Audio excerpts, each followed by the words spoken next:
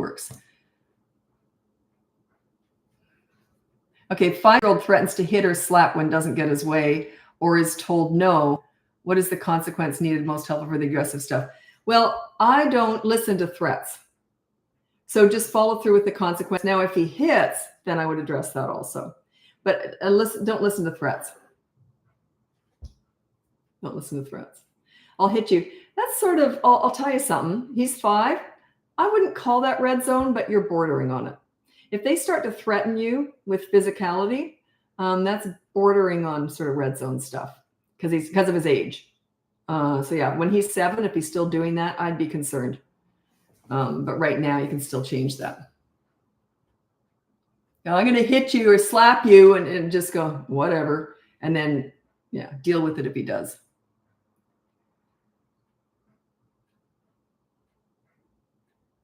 Yeah, I did. I redid YouTube. You said we're having a hard time coming up with consequences outside of taking away their iPad. Any ideas? I got a million ideas. Anyway, the taking away the iPad, that's the second consequence. Kids always have 2 consequences. Check out the behavior board. It's completely free on my website, BratBusters.com.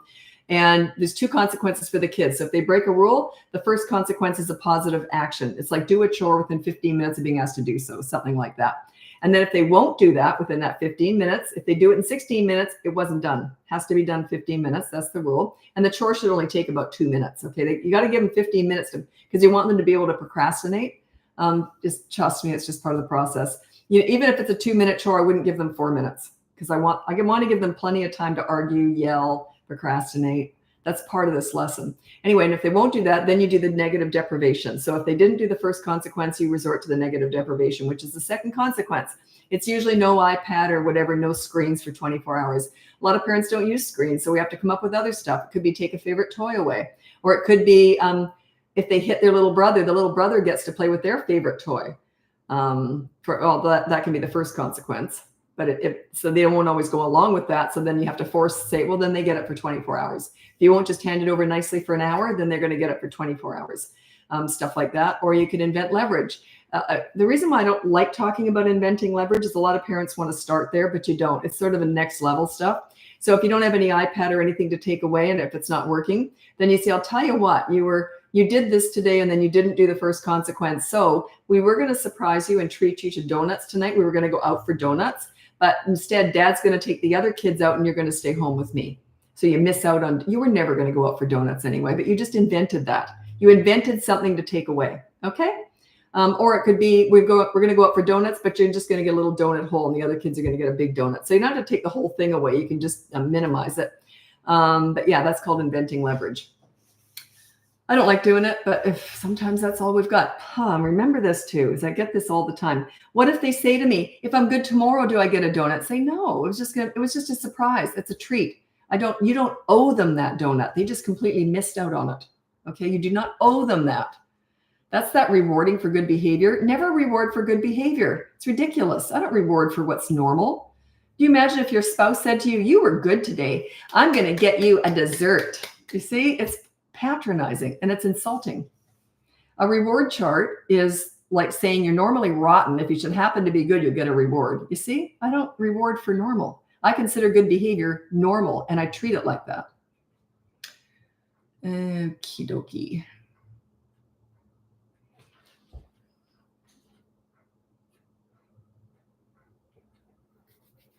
The hardest part of this is my facial expressions. That's from Tabitha on YouTube. Yeah, in coaching, I do a lot of theater. I show how you talk. And like, let's say that you're reading out the behavior board and because the kid broke the rule and you say, okay, so your rule was da, da, da, da, da, and you didn't do that, or you broke the rule. So now and they start yelling at you, right? So this is them yelling. This is you. You look at them like this. As soon as they stop yelling, you go, okay, so your consequence was da, da, da, da, da. They start yelling again.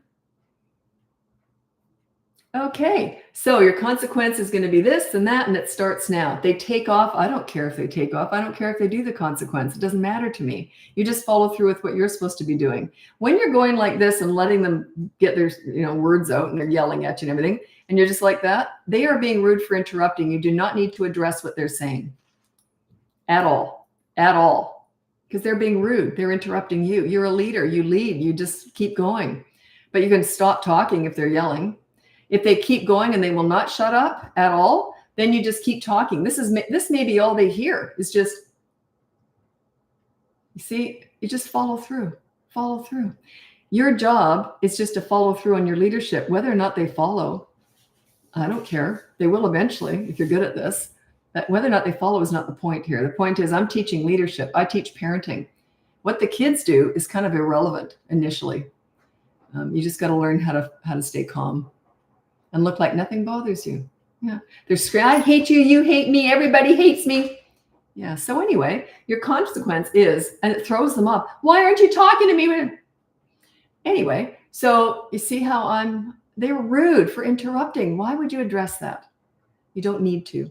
You stay on the calm high road. When they go on the low road, as soon as you address that low road, you're on it. They just controlled you like that, and they know it. Okay, this is Anna Lambert. Thank you so much for what you do. I've been trying to implement your leadership parenting with my 3-year and 10-month son. I've done the behavior board since he turned 3. He started to rebel.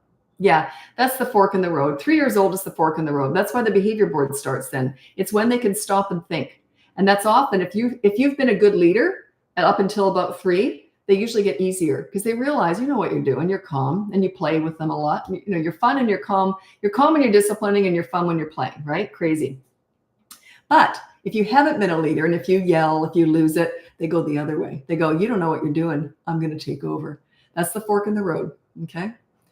It's a bit of a tell. Are you a leader or aren't you? And anyone can learn how to do this though. Leadership's a skill that you can learn. It's not, I think I was kind of born to do this. That's why I'm teaching it, right? But if you're just a parent learning how to do this, it's a skill. Anyone can learn how to do this. Consequences, this is Anna again. I've been working on my leadership and almost don't yell anymore. So thank you for your help with that. I'm really struggling with what to do when my son repeatedly breaks rules, has done the consequences, and I've done the negative deprivation, but he seems to not care. Any advice on what I'm doing wrong? I don't know. Are you playing with him enough? Do you look angry, frustrated, or disappointed in him when you're handing out discipline? That can make it worse. So yeah, I really don't know what you're doing specifically. I would need to question that. That would be coaching to figure out exactly what's going wrong. But usually if things aren't working, it's often that you get mad. It's often your emotions. You yell, you lose it. That will set you back big time. Or you're not consistent. The only way that you can not be consistent is if you pretend you didn't see it. If they know you saw that bad behavior, you can't let it go. You have to address it. So if it's on the board, you have to address it. Yeah. The only way you can, if you're too lazy, like you've had a really bad day and you think, I can't handle it tonight, pretend you didn't see it. It's the only way that you can not be consistent. And sort of have it work. That doesn't work with toddlers, by the way. That's older kids.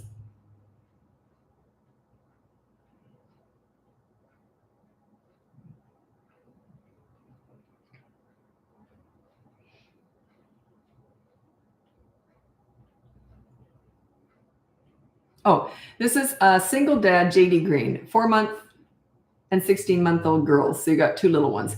How to deal with older baby hysterical when dad has to leave the house.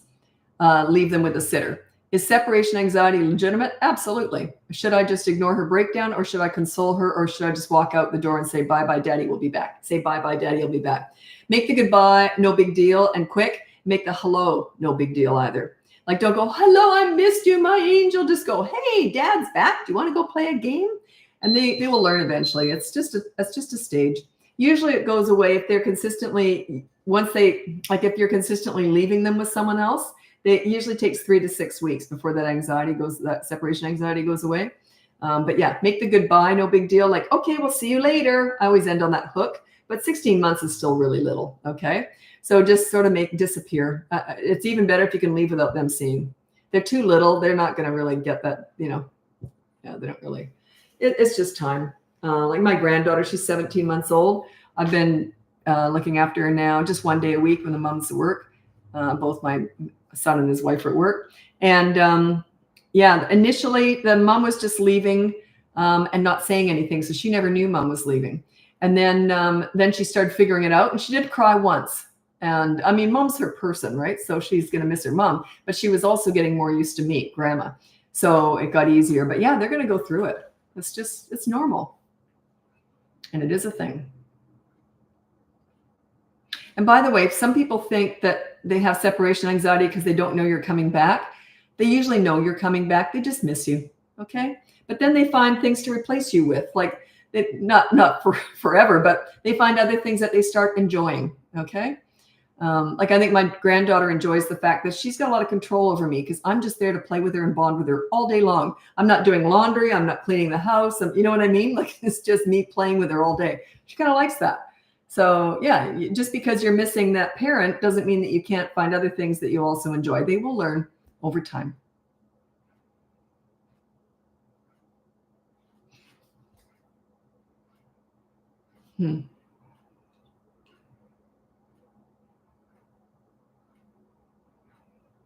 Okay. How do I stop my 5 and 8-year-old from fighting? I really don't know. I mean, they fight for different reasons. Also, look at the one that's antagonizing. Everyone seems to go after the hitter, the one who retaliates. I don't. I go for the one who starts it. So you got to figure out what's really going on. It's usually the 5-year-old bugging the 8-year-old, the older one. Usually, not always, because the older one doesn't usually want anything to do with the younger one. Or they might be best friends and they're worst enemies. They go back and forth. So I don't know, but make sure that you know who is the culprit and go after them. Say, look, I saw the fact that you did that and you teased him or whatever. So I'll tell you what, you're going to have a consequence. Use the behavior board and figure out who's the culprit. Behavior board's completely free on my website. Shoot. Oh, I messed up. Shoot, I'm running out of time here. I got to move over to Instagram now. If you want to follow me over there, it's BratBusters Parenting Everywhere. And so anyway, check out my website, BratBusters.com. You can see my free behavior board, my courses, coaching, and you can look into the podcast. It's called BratBusters Parenting Podcast. My daughter and I do 2 a week. We do it together because we work together. And that's it. So happy parenting. I'm hopping over to Instagram now. See, I put that dumb timer on and I never listened to it anyway. Jeez. I heard the timer go off. I just turned it off. I get stuck into it. I get distracted too easily. I'm like a toddler. Okay. Okay, I'm live on Instagram. I'm just waiting for everyone to turn up.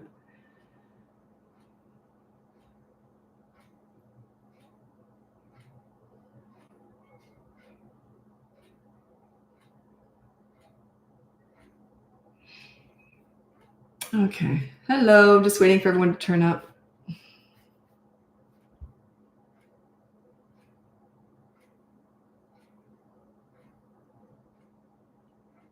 If you're waiting to hear back from me, email. I'm doing my emails tonight.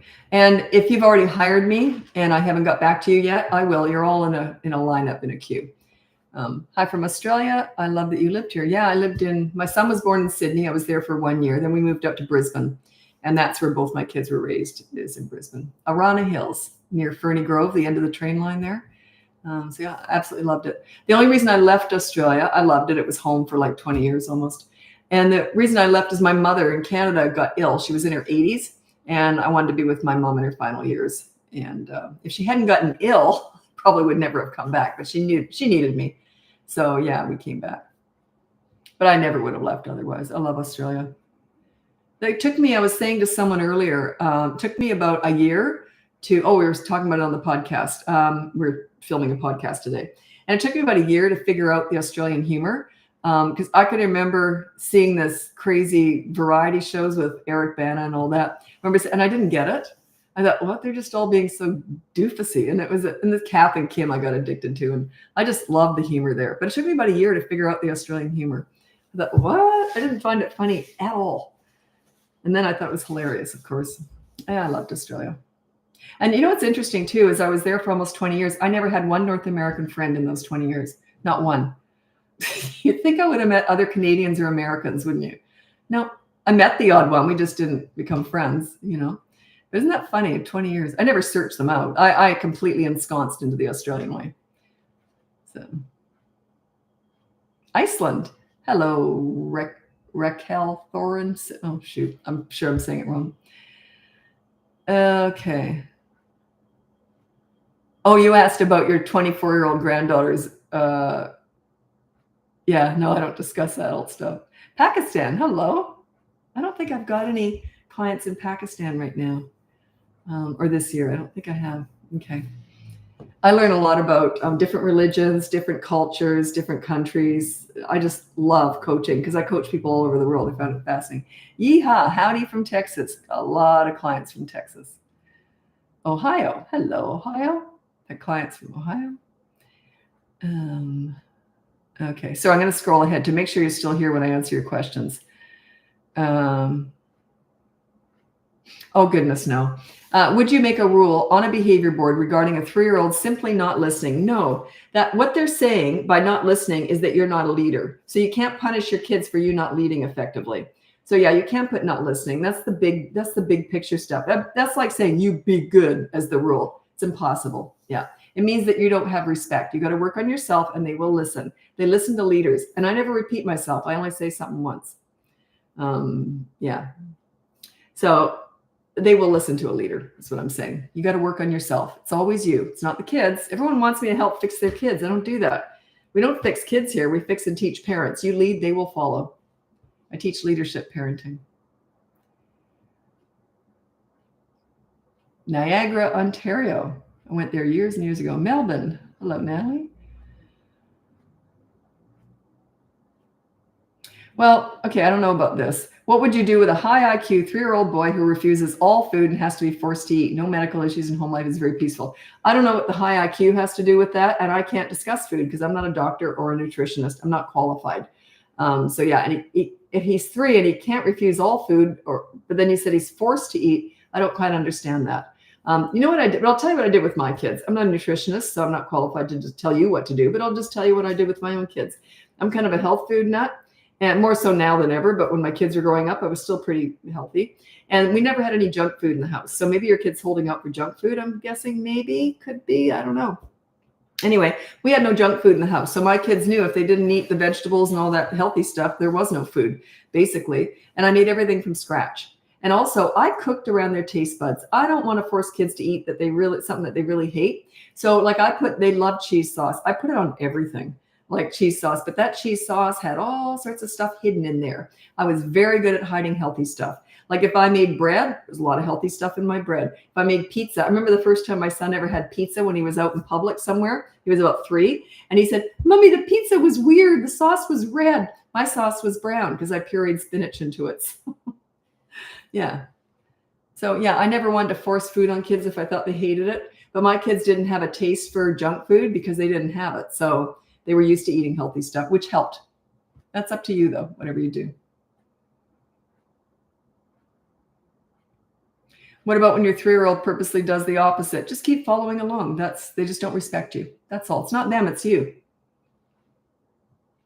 When you're a leader, they naturally, instinctively want to please a leader. Have you ever had anyone that you look up to, even in your adulthood, someone who makes you feel great? Don't you kind of want to please that person? It's kind of an instinct, isn't it? Even as an adult. Kind of you're on your best behavior with that person because you look up, they make you feel good. That's leadership. That's all I teach here.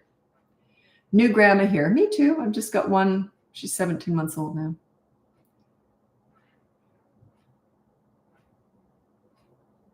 Oh, you're talking about legal stuff. I don't get into that. Jakarta, Indonesia.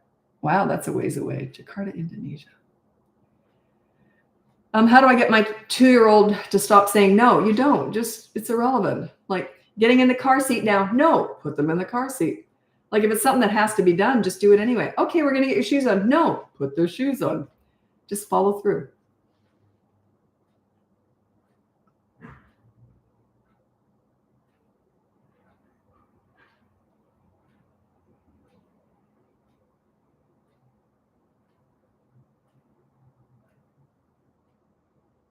Oh, 3.5-year-old has started saying, "You're stupid and I don't like you" to her cousins when they don't play with her. How to handle? Just put down no name calling or no bad words on the behavior board and then follow through with that consequence. Check out the behavior board. It's completely free on my website. It's the training wheels with all this. Like I would never use a behavior board. It's just a teaching tool because you're on there too. That's what makes it different because your leaders are also accountable. If you're not accountable, then you're not a leader. You're just a dictator. So you have to be good too, right? There's a consequence if you're bad.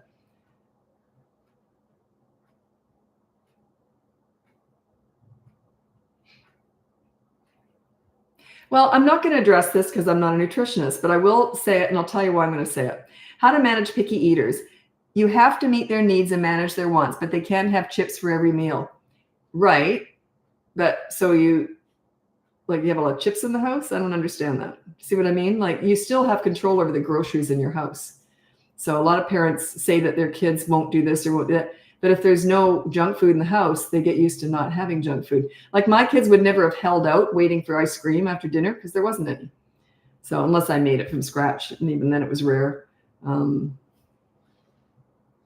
I did do a lot of baking. I made a lot of cookies, a lot of muffins, but they were healthy. So my kids, I remember my kids would go out and have, and I'd say, when you go to a birthday party or somewhere else, have at it, eat whatever you want.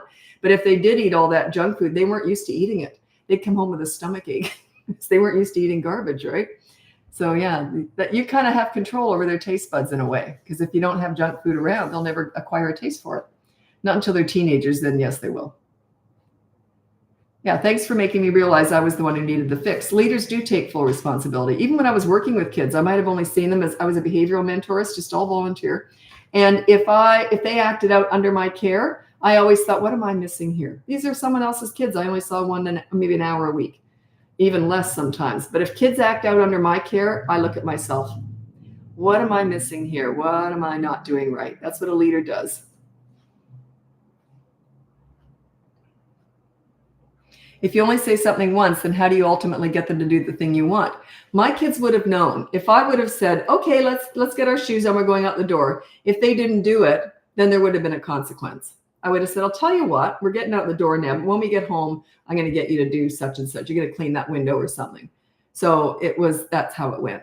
There's no way I'm going to nag or micromanage. No way.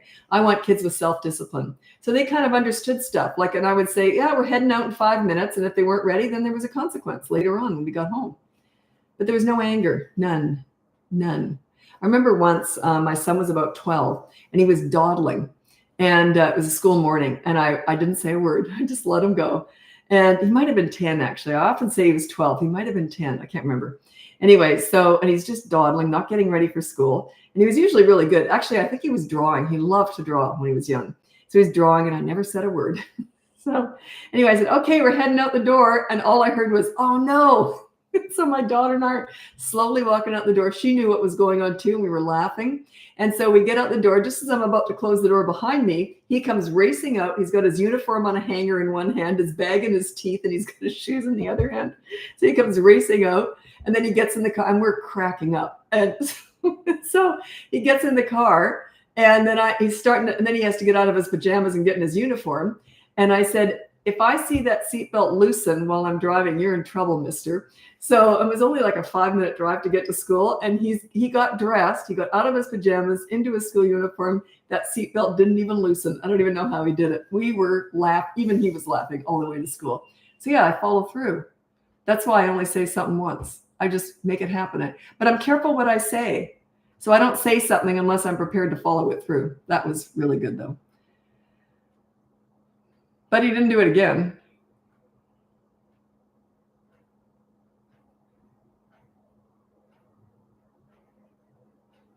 So I'm just scrolling ahead to make sure you're still here when I answer your questions.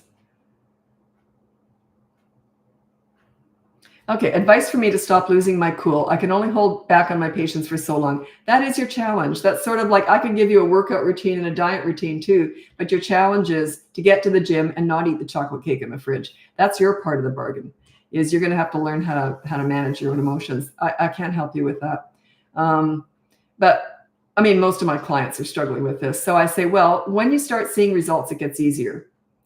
And you just have to believe in the process. You fake it till you make it. You don't want to show anger. You can be angry all you want, but you can't show it to the kids. And you're gonna make mistakes. It's all part of the process. But remember, you get angry because you get angry because it's not working, because you're not there yet. And then you get mad at the kids, but really you're mad at yourself because you know it's you. So you're taking it out on the kids. But yeah, just think, yeah, I'm getting better. I'm figuring it out. But that is the challenge. Okay, good question. Do you have any parenting fails that you did and would like to share that you learned from? I'll be honest, not nothing big. There was something, but nothing big. No, see, I had a lot of experience with kids before I had my own. Also, I didn't expect perfection. I'm quite happy to be human and make mistakes. So to me, I see mistakes as part of life anyway. When I did make a mistake, believe me, my kids got something from me. So like, let's say like that time, I often tell this story, that I remember once they were 8 and 3 years old. My son was the older one. And they said, Mom, can you please make some muffins tonight? And I said, sure. And I forgot. So the next day they said, Mom, you forgot to make the muffins. I said, oh, drat, I promise I'll make them tonight. They didn't say another word. They looked at each other and smiled because they knew I was going to forget. So I hate cooking. That's why I kept forgetting. Anyway, if they'd said, can you please scrub the toilet? I would have done it. I love cleaning. I hate cooking. I cook with hate. God, I hate it. Anyway, and I made everything from scratch too. I just hated it. So anyway, then the next morning after I'd promised, they come in the kitchen and they're smirking. And I'm like, oh, I knew I was in trouble. And I said, what? And my son said, he was very funny. My son said, remember last night you promised to make muffins? And I said, yeah. And he goes, I don't see no muffins. I said, okay, what do you want? He said, we'd like to go to the water slide park after school. So that's what we did. Went to the water slide park after school. If you're not accountable, you're not a leader. And have fun with it. It was funny.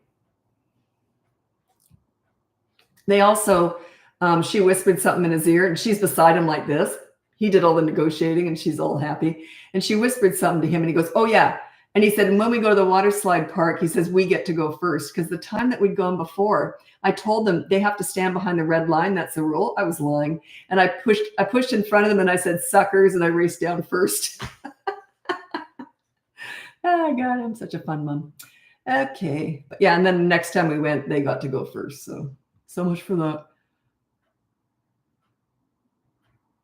You see, it's fun.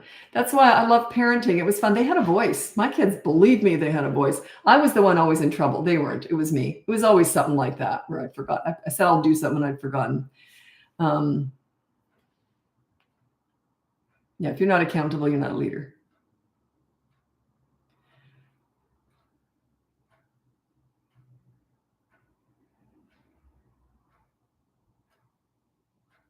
Okay. I was going to answer this. It's a very good question, but I can't answer because I don't know the age. You have to put an age down. And don't just put an age without the whole question because I've got a lot of questions here I'm looking at. Okay, this is Tabitha she's a real regular here, Tabitha on YouTube. The leadership parenting has helped in more ways than one in my life, not just with my kids. Thank you so much. I think that means TYSM, Lisa. You're very welcome. It's just common sense. It's you treat other people how you want to be treated. I give respect to get it with kids. So there's no way I would just expect, I don't want obedient little soldiers here. I want them to want to feel good about themselves and then they want to do good. That if they feel good, they do good. If they feel bad, they do bad. If you're shaming, blaming, or bullying your kids by discussing their bad behavior, you're not going to get good behavior. You're going to get more of the bad. Where you put your energy and focus is what grows. So I deal with bad behavior, then I focus on the good kid. You could say that with kind of any relationship, right? You make people feel good about themselves, you're going to get the best of them.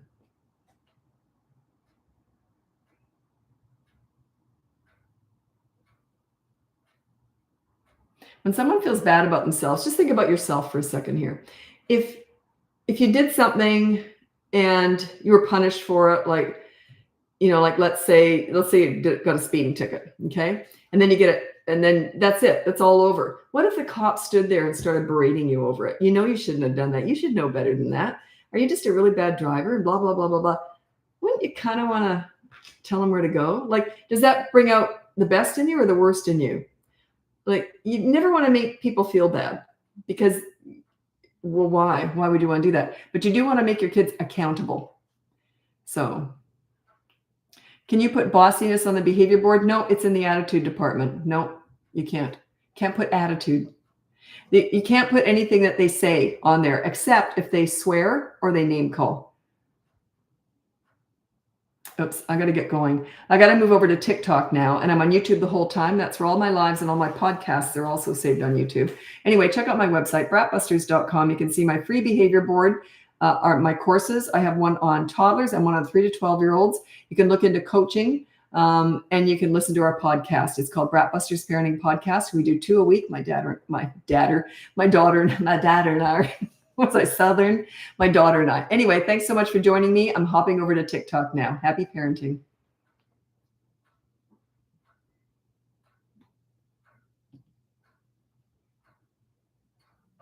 I wish there was just one button I could push. There's 10 of them. Okay, 10. There we go.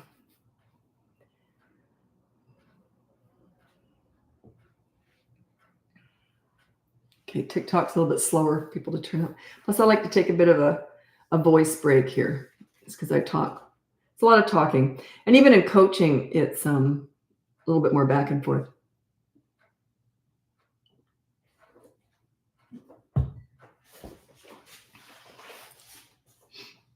Beautiful day here today. Finally feeling like summer's coming.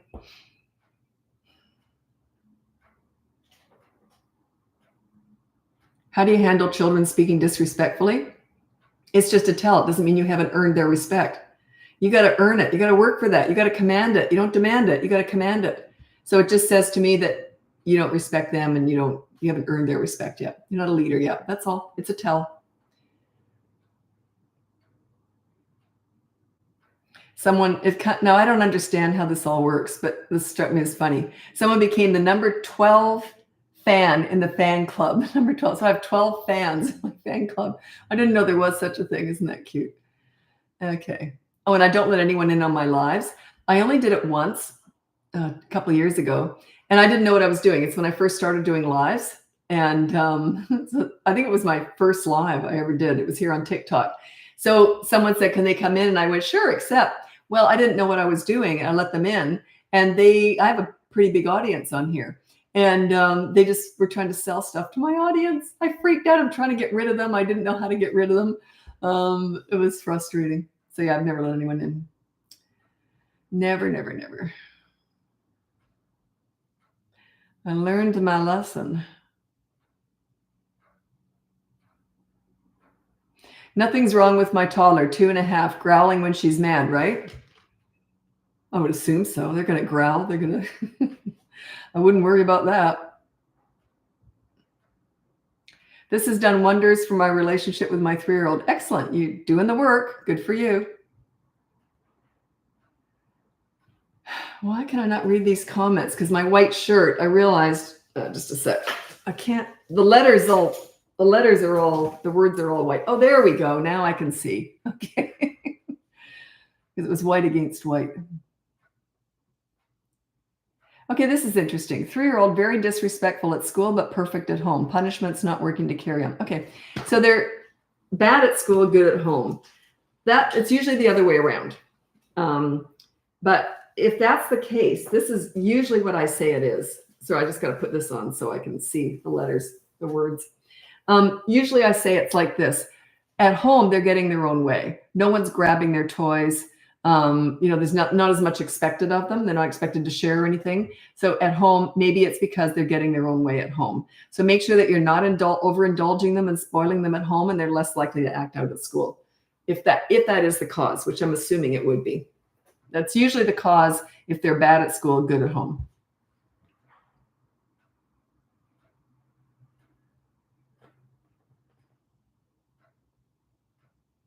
How do you teach emotional control and coping to a toddler? You don't. They're going to learn that on their own organically. If you stay calm and you're a really good leader and you play with them when you play with them and you're all crazy and have fun with them, they will work it out themselves. If you try and micromanage their emotions, when are they ever going to learn how to do it themselves? That's something that it's none of your business. If they're having a tantrum and they're just out of control, that's their business. They'll learn. They'll learn it doesn't work. Okay. They'll learn to use words or use nice behavior instead. They'll pull away from what doesn't work, which is acting crazy and mean and having fits. They'll pull away from that as they get older. And then they'll sort of go towards what does work, which is being polite and all that stuff.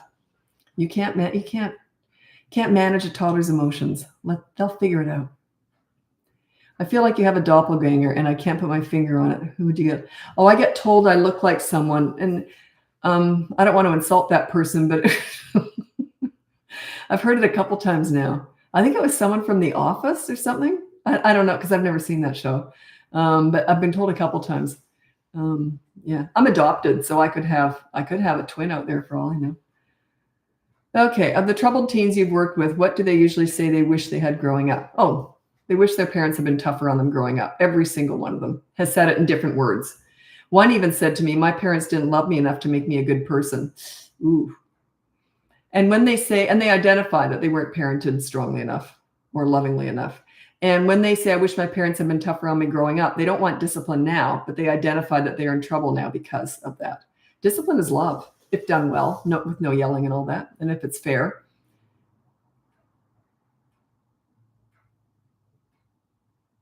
Someone said toddler behavioral strategies. I don't really talk like that, but I'll read out my top 5 tips for parenting toddlers. Okay, these are my top 5 tips for parenting toddlers. To me, a toddler, the way I've done it, is 16 to 35 months. Because when they're 36 months old, that's at 3, they can stop and think before they act. So you start dealing with them differently. Okay, number 1, child-proof your home so you never have to say no. Number 2, set up a toy rotation system so they're never bored. Number 3, you connect with toddlers in their world, not yours. You don't go to the nail salon with them. You go to the park and roll down the hill. They just start to look at you differently. Number 4, discipline toddlers in their world. Oh, I forgot a letter. I never noticed that. I've spelled discipline wrong. Discipline toddlers in their world. Actions, not words. They're not about words. These mini therapy sessions discussing all their big feelings and big act. Oh, it's ridiculous. It's just trash. They're about actions. You use consistent corrective actions. They're not listening to you. They'll even parrot you. Yes, mommy. No, I'm sorry. I won't do it again. Then they do it again. And you're like, what? And I'm like, of course they're going to do it again. That's your language, not theirs. They're just parroting you to shut you up, basically.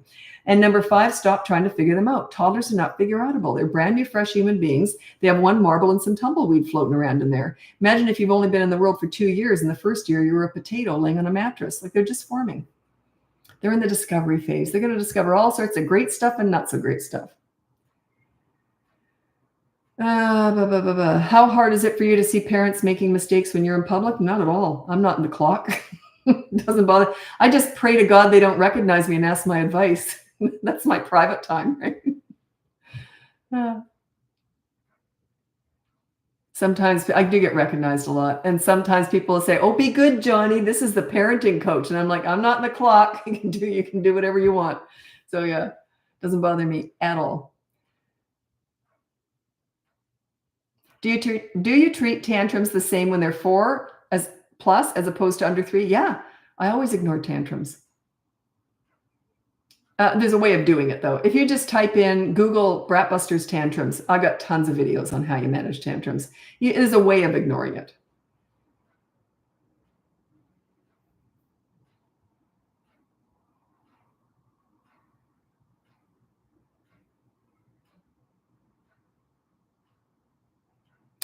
Don't quite know. I am reading your comments. I just don't always understand what you mean. Or I don't get I need an age too.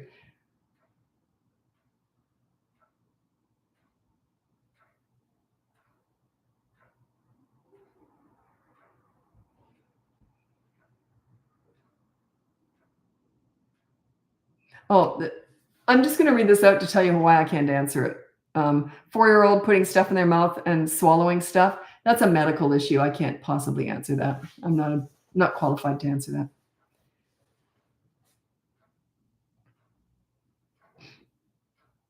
But I will tell you, my daughter and I were filming a podcast, not today. It came up, I think, yesterday or the day before. We do a lot of filming. And so we're talking about the time she shoved rice bubbles up her nose, which in Australia, they're called rice bubbles. Here in North America, they're called Rice Krispies. And she did it once, and I had to luckily I had long nails, and I had to fish all these Rice Krispies out of her nostrils. And so I thought, well, she's learned her lesson. She was probably about 2. And then I was in the kitchen and she was eating. I gave her some rice bubbles and she was eating. And I looked down, her nose was all puffed out. She'd shoved a whole bunch up her nose and her eyes were watering. She'd obviously shoved a bunch up. So I quickly phoned the family doctor, the office, and I said, look, she's got all these rice bubbles up her nose. And I said, what do I do? And then as soon as I said that, she did a huge, messy, snotty rice bubble sneeze. And then I said, oh, never mind. The doctor said, yeah, I heard, she's okay. So she sneezed out, and then she didn't do it after that. But she was inclined to shove stuff up her nose. Whereas my son never did that. It's funny how they're all so different, right? She was more likely to do that, and he never did it. And I remember looking at her when she did it the second time, and I thought, why would you do that? You know how painful it was the first time I had to fish all those rice bubbles out of your nose? But they're just toddlers. They don't make sense. Okay, my 7-year-old won't stop stealing. Any advice? Put no stealing on the behavior board, and every time they steal, you have a consequence for them. I found you 10 days ago, and it's already made a world of difference for my toddler. Excellent. For you too, I'm sure. That just says to me that you're doing the work. I believe in my advice, or else I wouldn't be sharing this, but it means you're doing the work. I sometimes get parents for months and years, and they keep coming back to me. And it's usually because of their own emotions. If you can put your emotions aside and just follow through with what I teach you how to deal with all this stuff, it does work. But you got to put your own emotions aside. That is the challenge. That is the biggest challenge I'm up against with coaching, is getting the parents to be able to calm down and put their emotions aside. Some of them just want me to mother them, like they tell me that. Oh, you just like talking to a mom. So some of them just want that too. But basically, it's how to help them, put their emotions aside. It's tricky. It's very tricky because it's triggering, and it upsets you when your kids act out. So you've got to learn how to. The quicker you can stop showing them that you're reacting, the better things will get. But it is hard. Someone actually, I won't talk about it too much, but someone asked a question, and they've asked if I don't just answer questions on email. I don't have time for that. But anyway, or in here, really. The only place I answer questions is basically on the podcast and here. It's the only two places. But someone asked a couple of questions, and my daughter said, geez, I'm tempted to answer because it was kind of more involved. And then we thought, no, I know what I said. I said, no, we should turn that one into a podcast. It's such a good one. I won't say what it is right now, but sometimes all this stuff comes from you. If I was just teaching from my own experience, it would make no sense whatsoever, because I was doing this. I've been doing this for 50 years, but I've learned how to express things so that you'll understand it. Do you know what I mean? Like, so you're coming from sort of not doing any of this. Because when I first started teaching this stuff, I didn't use a behavior board. I was just telling them what I do. It just made sense to me. This is what you do. And then I realized after about a year of this, I thought, oh, they're not understand. I couldn't get, it's all me, of course, as a leader in the business, right? I couldn't get my point across that you have to be accountable. I didn't know how to do that because I am accountable. And I didn't know how to teach parents the importance of them being accountable to their children. So if you make a mistake, you have to be accountable. Anyway, so then I invented the behavior board and I put the parents on it, changed everything. That they just got it right away. If you're not accountable, you're not a leader. You're just a dictator. You have to show them. Kids are watching you. You have to show them how it's done. If you make a mistake, you make amends. There's a consequence.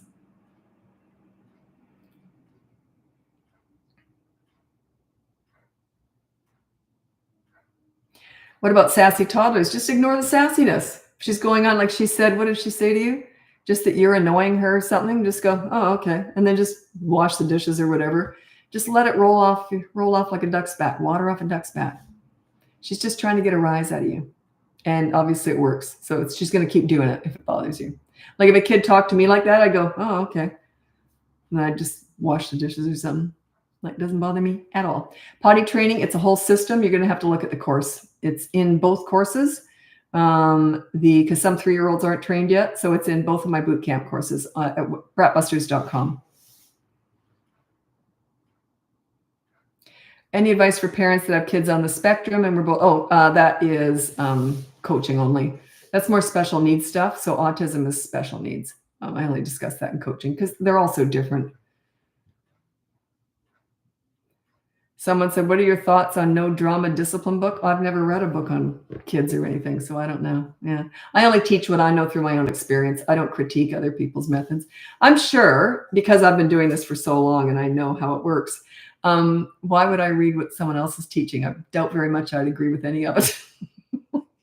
We all have our own methods, right? So I don't critique. Why would I waste my time? I'm busy helping you. I'm not trying to read what anyone else is talking about. I don't know anyone else out there. I've never read a book on kids or parenting, and I don't know any other coaches or what people are teaching out there. The only reason I know sort of what's going on is when parents hire me. I get to fix the stuff. So yeah, it's the only way I would have an idea. And we don't go on about that.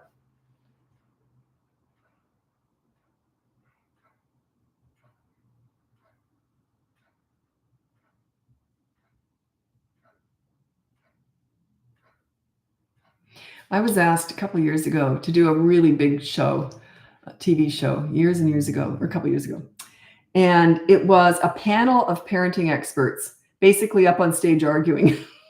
They were going to pay good money, but what a freaking waste of my time.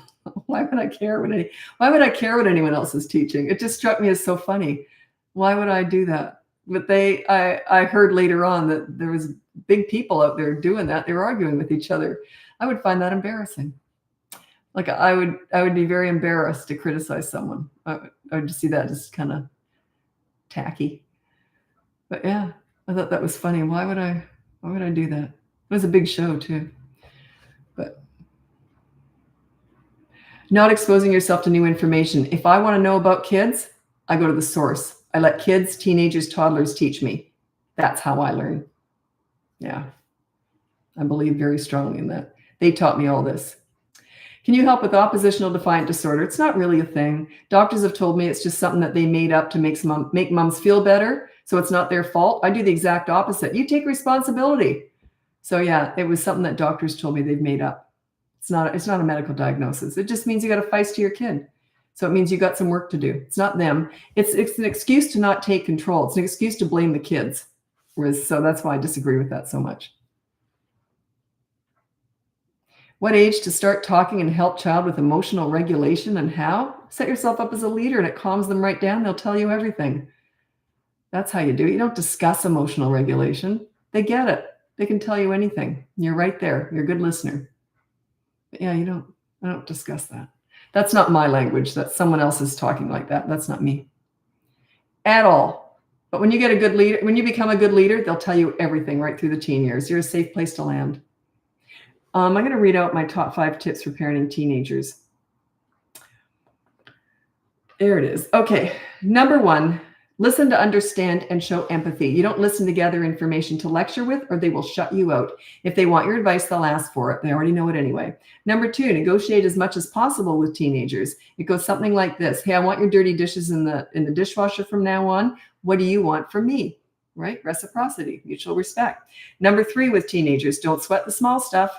If they do something stupid and it's not a big deal, just say, well, that was stupid. Do you want to hear what I did when I was your age? Or do you want to hear what I did yesterday? And laugh it off. It's okay to not be perfect. It's okay to make mistakes. Number 4, don't leverage the good times to discuss the bad times with your teenager. When do you discuss the bad times? Never. What's the point? Where you put your energy and focus is what grows. If you're going to put any energy and focus into discussing bad times, you'll probably get more of them. Number 5, with teenagers, you can be a right fighter or you can be happy. Can't be both. You can be a right fighter or you can be happy. If you're arguing with your teenager back and forth, you might be right. Not always, but you might be right. More often than not, you're probably right. They're going to die on that hill anyway, even if they know you're right and they're wrong. What's the point? You can be a right fighter or you can be happy. Did you have a book? No, I've never written a book. I don't have time. I've been approached a lot. And maybe this was going to be the year of the book, but our podcast kind of took off. So we didn't expect that. So we're putting a lot into that. And yeah, we're really busy. And it's just my daughter and I in the business. And we plan on keeping it that way. It's a family business. So she does all the marketing and all the planning. We don't work together, but we both work with BratBusters. But yeah, I'm the information. She's the one who processes it and does all the planning. So yeah, we don't work together at all. We work in our separate homes. And yeah, she kind of just tells me what to do. And I usually do it. Not always. Yeah, I can forget stuff. So I'm often in trouble. Mom, remember I asked you to do that? Did you do that yet? Oh, no, I was just doing it now. And I'll race through and do. Mom, I sent you an email 3 days ago. You didn't get back to me. Oh, I'm just answering that now. That's our relationship, by the way. If anyone's been listening to us on the podcast, you'll understand. I'm always the goofball in trouble. The podcast is called BratBusters Parenting Podcast, and it's on all the platforms. And if you want to watch us, my daughter and I, it's filmed on YouTube. It's on YouTube, so you can see us if you're interested. Okay. So I'm just sending something here. Sometimes she does read the comments on YouTube. I've been following. Oh, I don't read any comments. My daughter might look at some of them. Like she does that. I don't do any. I don't know anything about that. So yeah, And she will share the only comments I ever want to hear. I don't like the accolades at all. It makes me very uncomfortable. But the only ones that she will share that I want to hear is all of the people attacking me. If you know me by now, you know how much I love that. It means I'm shaking things up. If people spend the time to tell me how wrong I am and how much they hate me, I'm shaking things up. I'm making a difference. So I understand the psychology behind that. If you're going to spend the time, if you really hate someone, you think they have and you think they're just useless, you just click off. If they're threatening you in some way, you're going to take the time to answer. You're going to write something. Think about it. It was funny years ago. I don't even know if they're still doing it. My daughter tells me about this. There was someone's on just hating on me. I think it was on Facebook. That's where the nastiest stuff comes from. And by far, anyway, they were hating on, and she doesn't even speak to her kids and blah, blah, blah. And then my daughter and I came up with the podcast together, and we haven't heard from her since. See, I love this stuff. It's just psychology. People have to get the hate out of them. It must be awful. It must feel awful to share that negative stuff. So yeah, I'm happy if I can help. Another one, I will tell this story. This is funny. I love justice. I just love it. And what do they call that? Yeah, just basically justice. And people get what they deserve kind of thing. Anyway, when I first went on TikTok, I blew up overnight. And it was just me standing in front of my bathroom mirror talking, holding my phone. And I blew up really fast. Anyway, well, of course, you get all the people, all your competition starts watching you, and they start hating on you, to shut you down, which I think you're karma. Yeah. You're teaching, like, to me, I'm in the caring field, but to go out of to be mean to other people it's not a good fit. Anyway. So what they were doing was they were doing duet videos. They'd take one of my videos and then they, duet it with themselves, criticizing and trashing me on the duet. What they were doing was they were building my channel. Every time they do a duet video, I get 10 or 30,000 more followers. They didn't realize they were doing this. So about 6 or maybe 8 months in, I couldn't take it anymore. I said, I just want to thank you. And I didn't know who it was because I was being told this. So I said, whoever's doing those nasty duet videos, thanks so much. You've been growing my followers. And they stopped overnight. They didn't realize what they were doing. So I thought that was so funny. So I love this stuff. It's just human nature, right? Oh, it's funny. Okay. Do you ever walk through a store and pick out who is a leader? I'll be honest, in my private time, I kind of shut down with all that stuff. And a lot of people recognize me when I'm with my granddaughter, with around other moms and that. I can see sometimes they're uncomfortable around me, but I'm not there to judge. I'm there to just enjoy my granddaughter and have fun. And kids will be kids. They're often embarrassed by what their toddlers do. And I'm like, yeah, that's what toddlers do. They're just kind of nuts sometimes, right? So I'm always trying to put people at ease. But I don't like answering parenting questions when I'm out because I just say, look, I'm not on the clock. This is my time off. People are usually really respectful for that. But yeah, I do get recognized a lot. And yeah, that's okay. It's not a pleasant thing for me. And, even at my gym, I know a lot of people have, they recognize me and talk to me about it. You know why I don't like being recognized out in public is because you know a lot about me. I know nothing about you. It just seems I feel so vulnerable. I just feel invaded or something. It's because it's one way. So yeah, I know nothing about you. And you don't know anything about my personal life, though. I just keep all that personal.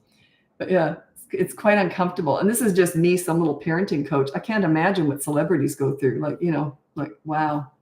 It is kind of, feels kind of weird.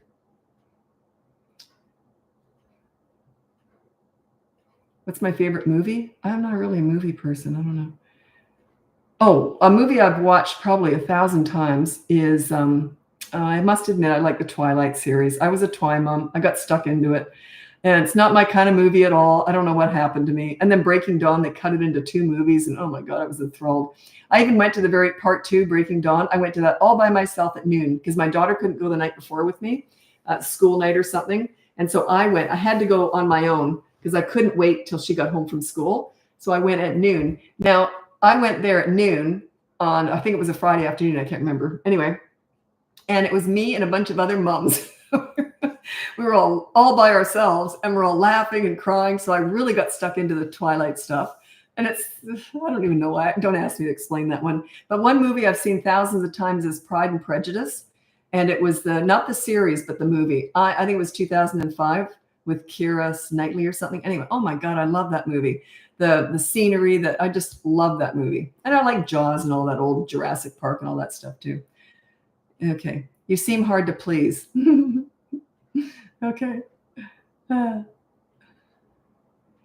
My favorite movie, what, Pride and Prejudice? Oh, it's just brilliant. Scenery, everything. What do you mean by leader? How to be a leader as a parent? Okay, well, that's all I ever talk about here. If you keep watching me, it'll make sense. But if you really want to know in a nutshell what I mean by that, is you can just Google BratBusters pool story. And it's a true story. And it's what I do. You deal with bad behavior, then you focus on the good kid. You connect, you play, you have fun, make them feel good. If they feel good, they do good. If they feel bad, they do bad. That is sort of the basis of the way I look at it. If you make people feel good, they treat you well. If you make people feel bad, they treat you bad. Just the way it is. But it doesn't necessarily transfer into adults, because I feel adults come fully formed. If you don't come fully formed to me, it's not my job to train you how to treat me. See what I mean? Like, it's different with adults. Yeah, I'm not going to train adults how to do this. You come to me fully formed and nice, or you're out. There's this old saying, you got to teach people how to treat you. So you're putting that, it's so stupid. I don't think they say that anymore. But in other words, their behavior is your responsibility. That's just ignorance. But with kids, it is. Okay.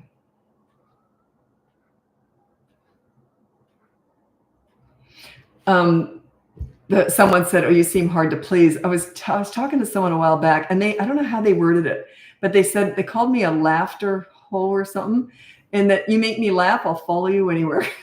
I love humor. Yeah, I love laughing. That's why I think I relate so well to kids. Their love language is fun. Laughter, play, joy, fun. That's their love language. I don't want gifts. I don't want praise. Make me laugh. That's all I ask for.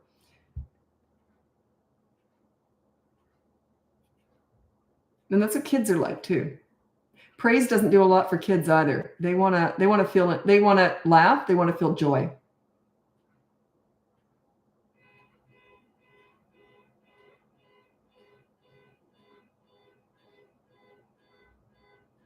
Yeah, I do answer questions on YouTube. It's just YouTube's such a small platform for me compared to the other ones that I don't get a lot of questions. So I sometimes forget to look down there.